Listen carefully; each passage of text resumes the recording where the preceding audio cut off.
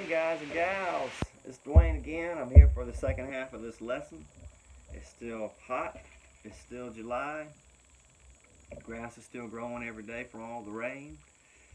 But we're going to talk about victory tonight. We're going to talk about victory, and that's the path we're on towards victory.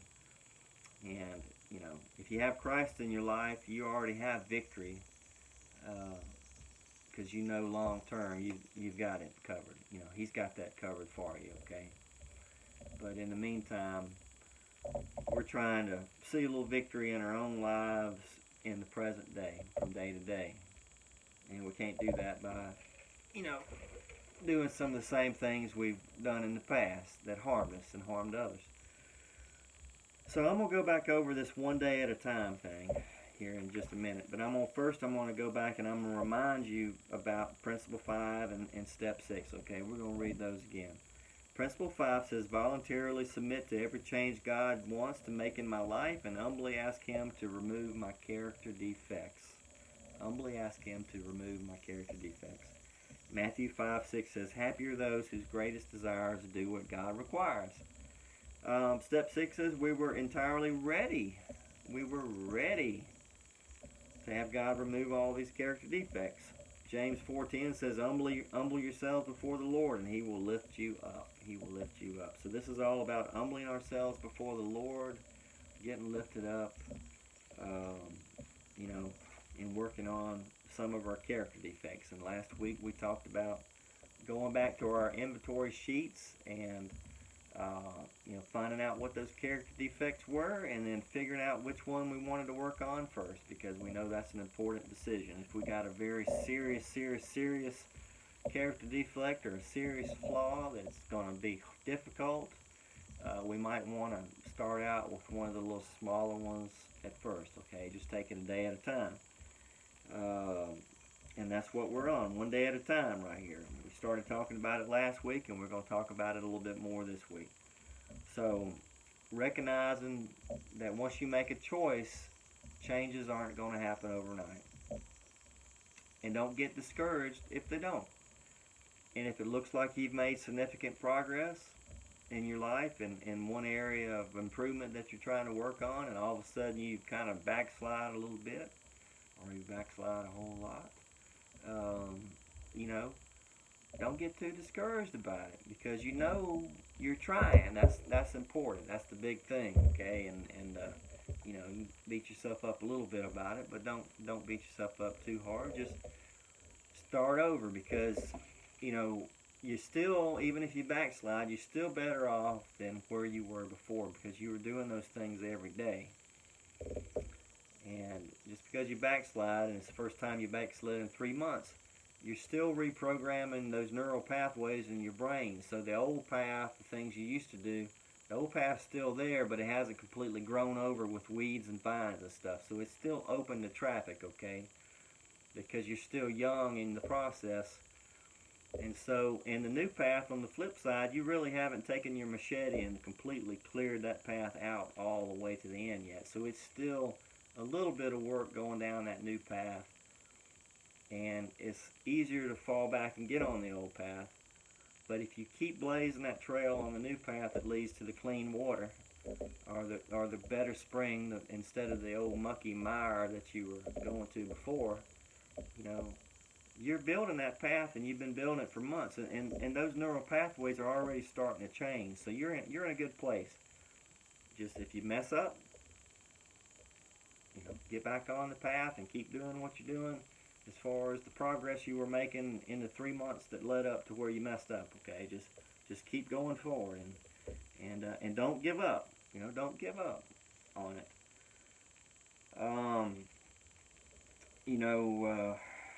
Don't be discouraged.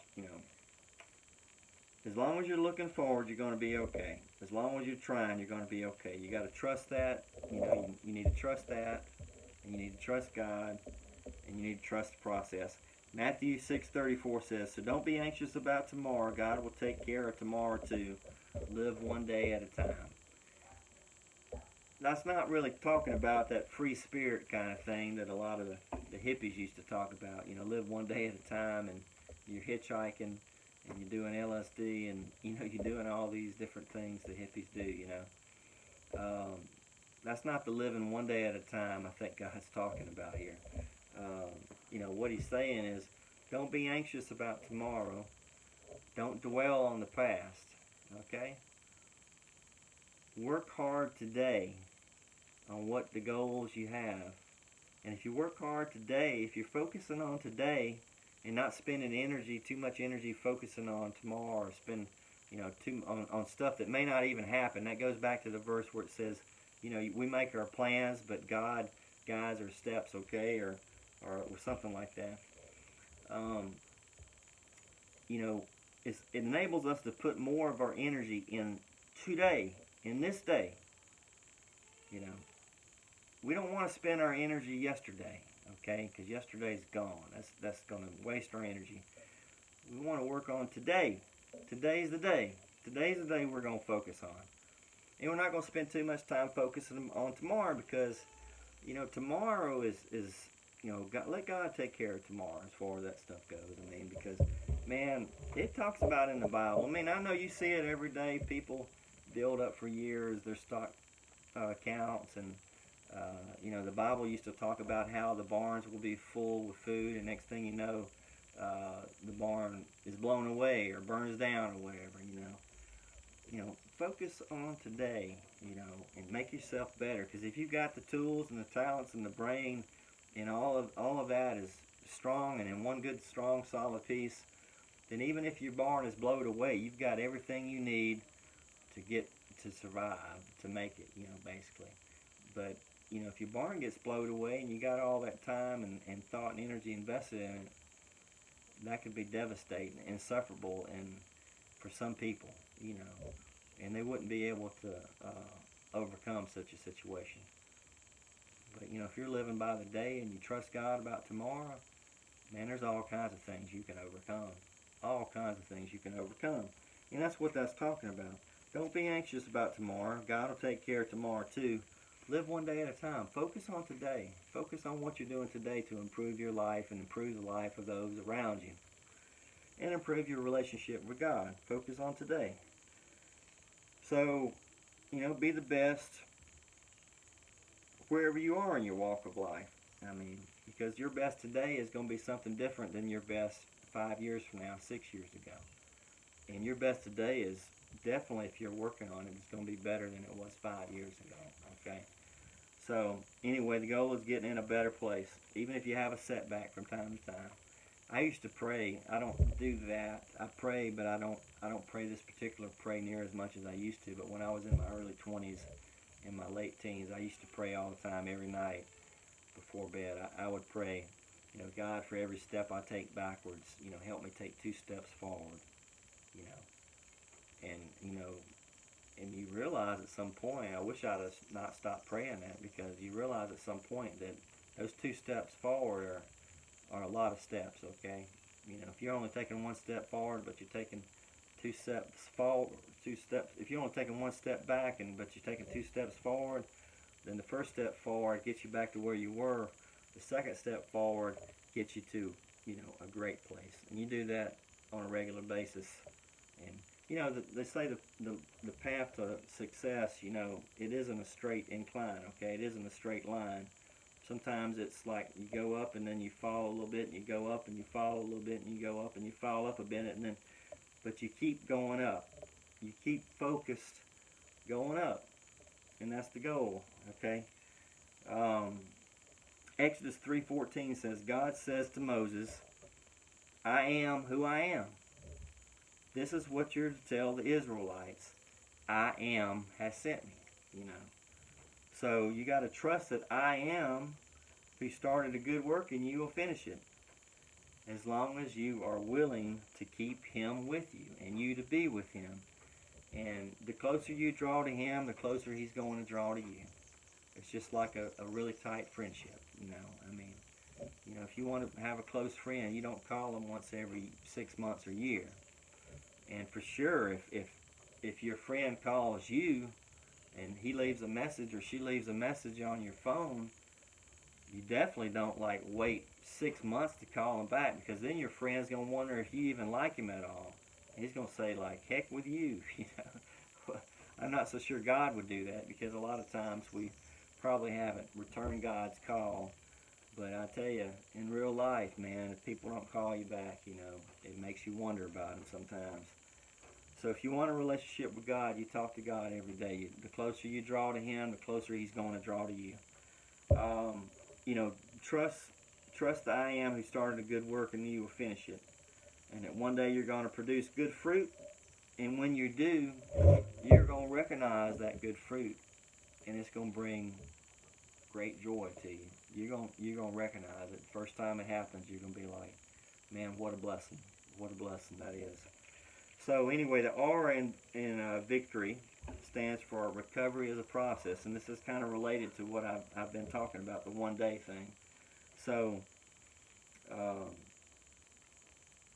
recovery is a process. Philippians 1:6 says, and I am sure that God who began a good work in you, and I've discussed this already, will finally finish on that good work when the day Christ returns. So it's like if you're a carpenter, right, or if you're a furniture maker, and you start working on this nice piece of furniture, a very intricately carved piece of furniture, a beautiful piece of furniture. Starts out kind of crude, right, just some rough looking piece of wood and sawdust, and you know, not really all that fancy or pretty at all, but he works on it more, and you got to realize that the master designer, the master carpenter is God, you know, Jesus.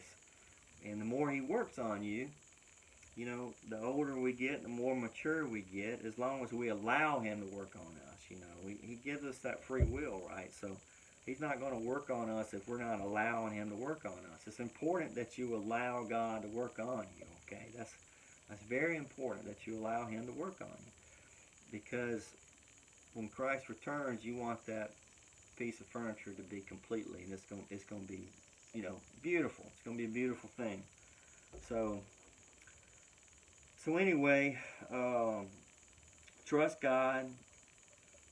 Put in the work yourself that you're supposed to put in. You know, it's not just about trusting God. There's responsibilities that we have as well.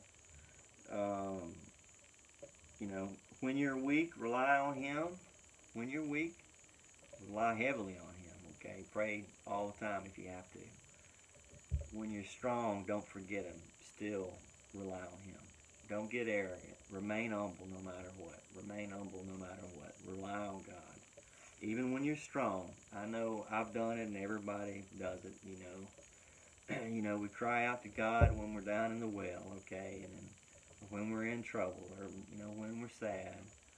But when we're feeling good, when we're on top of the world, we got some money in our pocket, you know, we forget God, okay? So don't forget God in those places. Don't forget God in those places, okay? The Y in victory. The Y in victory stands for you must choose to change. You. Nobody can do it but you. Nobody can force you. Nobody's holding a gun to your head. Your spouse can't make you do it. Your uncle can't make you do it. Your boss might make you do it if he threatens to fire you. Your wife might threaten to divorce you, or whatever. And that just might even anger you even worse. I don't know what your personality is. But be humble, you know. Be humble. Trust God. Put the work in yourself. When you're weak, rely on Him. When you're strong, rely on Him. Don't get discouraged, and hold your head up high. Don't get discouraged about it. Hold your head up high, because you know things are better. You don't judge yourself or compare your life to anybody else's life. You compare yourself to your life, where you were last year, where you were 2 years ago, where you were 5 years ago. You know, that's what you do. You compare yourself to yourself. Nobody else. Nobody else. To yourself. Okay? Be humble. Don't be arrogant. Be humble. Humble people can learn things. Arrogant people don't learn anything. Listen. Don't be the one that talks all the time and never listens to people. You know, unless the people are telling you to smoke a crack pipe don't listen to them then, okay? Uh, you know, everybody's got their own weaknesses, okay? You know, back to the gate thing. You know, the cow, the bull going through the gate. You know, when the gate's open, the bull goes through, right? Every time, almost every time. You know, be the guy or be the woman that can stand there at an open gate and look across there and say, I'm not going across. I went across in the past and it ain't any fun, okay? I'm going to stay right here and I'm going to, like, help my circle and my family and, you know, try to do good. And I'll let, you know, other people get all caught up in the barbed wire and tripped up and fall into the well and all that kind of stuff, okay? So focus on improving your life, you know. You can't improve other people's lives until you improve your own life, for one thing. You know, and I really don't know what else to say about this. I mean, this is going to be a short lesson tonight, I guess, because I probably talked too much last week. But victory comes in small pieces. I'm off script right now, okay? I don't have my book here. I'm just talking to you to kill a little bit more time. Victory comes in small chunks. You know, it's the little battles that are won that's going to get you to victory. It's not one giant battle and then it's all done, okay? It's a battle every day. But you have little victories every day which encourage you. And that's what it's all about, you know. It's the small victories. It's just like the financial advisor. You got 5 credit cards. Start out with the smallest one as far as your character defects. Physically, mentally think about how to work on that. You know, if it's selfishness, go to work and say, ask one of your coworkers if you can go get a cup of coffee for him or her or whatever. Just do one thing every day that works against your selfishness, okay? You know, if it's envy, find someone that you're envious of and go help them do something. Get to know them a little bit, you know. Find a need in their life and help them with it. You know, there's a lot of ways you can work on things, you know. You know, it's sometimes doing the opposite of what your mind's telling you is the very thing that you need to do. Because your mind can play tricks on you. You know, if you got a friend or family member that hasn't called you in 6 months, and you're pissed off at them, well, you haven't called them in 6 months. You know, I mean, admit it. You know, recognize it, and you know, if there's 2 babies, if both of you are babies, somebody has got to grow into an adult. Now, maybe it's the other person. Maybe they'll call you first. Or maybe you're the one that's on the track of growth and maybe you want to be the one that calls them. And then you call them and then maybe they'll call you. And that's how things work, you know. I mean, humans can be funny. I can be funny. I mean, other people can be funny. People can be downright ugly.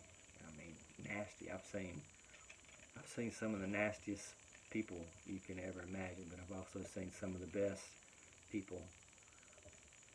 And you know, I've seen both sides. And you know, you got to look for the positive. You can't be a nihilist. I mean, you can't be a nihilist or cynicist. I mean, you gotta look for the positive, and you gotta find, if you find some purpose in your life, things are gonna be much better.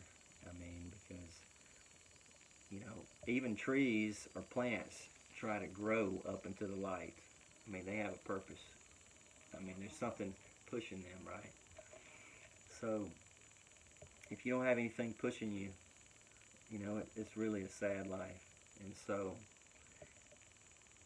you have a purpose. God loves you. And don't believe all the talk out there now.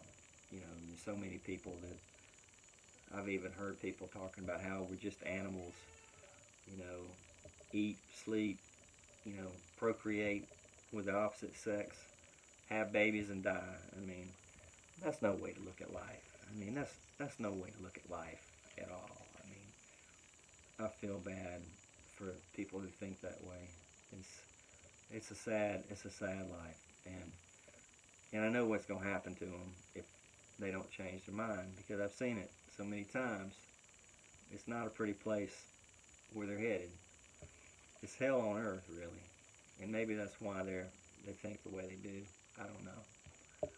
But anyway, I really hope you have a good week, and I hope you got something out of this lesson last week and this lesson this week, and I hope that, you know, I just hope the best for you. I mean, that's why I'm here. You know, second half of my life, I want to try to help people if I can, and you know, so you have a good week, and I will see you next time.